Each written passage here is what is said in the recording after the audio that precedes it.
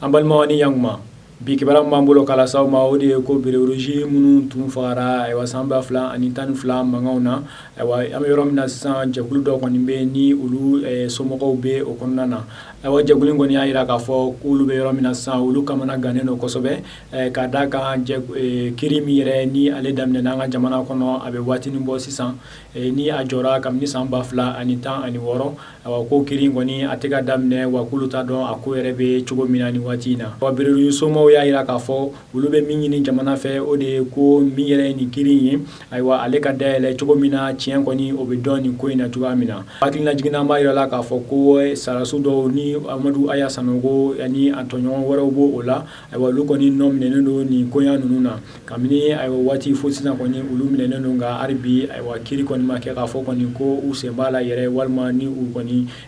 nɔ foyi tɛ nin na ayiwa an b'a jira la k'a fɔ kɔni ko min yɛrɛ ye somɔgɔw ye ni o ye berewoloji somɔgɔw ye u y'a jira k'a fɔ ko olu yɛrɛ fɛla ye min ye o de ye jamana ɲɛma walima premier ministre Sumaworo Bugoyi Mayiga olu yɛrɛ de k'u sen don ayiwa nin ko in na cogo min na ɲɛ kɔni o bɛ se ka sɔrɔ a la cogoya min na o tɛmɛnen kɔ an b'a jira la k'a fɔ ko UNTM ni ale baarakɛlaw Mali baarakɛlaw ka hakɛ ɲini jɛkuluba ye ayiwa o ɲɛmaaw y'a jira k'a fɔ kɔni k'olu ka baarabila tile 3 baarabila kɔfɛ min kɛra dɔgɔkun tɛmɛnen ayiwa u kɔni u caman bɛ ka miiri cogo min na u bɛna baarabila wɛrɛw sen boloda cogo min na an ka jamana kɔnɔ ayiwa walasa u ka laɲiniw kɔni u bɛ se ka sabati cogoya min na ayiwa kibaruya minnu sera ma olu y'a jira k'a fɔ ko jani ni baarabila ninnu yɛrɛ ka bila sen kan ayiwa min yɛrɛ ye hakɛ ɲini jɛkulu ye u kɔni jigi dalen b'a kan k'a fɔ kɔni ko jamana ɲɛmaaw yɛrɛ kɔni bɛna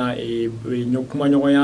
sɛbɛlama kɔni dayɛlɛ u ni ɲɔgɔn cɛ cogo min na ɲɛ kɔni bɛ se ka sɔrɔ u ka laɲiniw la u y'a jira k'a fɔ kɔni ko kɛrɛnkɛrɛnnenya la min yɛrɛ ye minisiri ɲɛmaa ye Sumaworo Bugoyi Mayiga ayiwa k'olu sigilen don yɛrɛ u n'a ka ɲɔgɔn ye ayiwa nin dɔgɔkun kɔnɔna na ayiwa u y'a jira k'a fɔ kɔni ko ni ɲɛma sɔrɔ ayiwa nin kumaɲɔgɔnya ninnu na walima ni u ma dayɛlɛ yɛrɛ ayiwa olu bɛna tila ka ɲɔgɔnye dɔ kɛ ni u ka jɛkulu bɛɛ bɛ na ka u hakilinata fɔ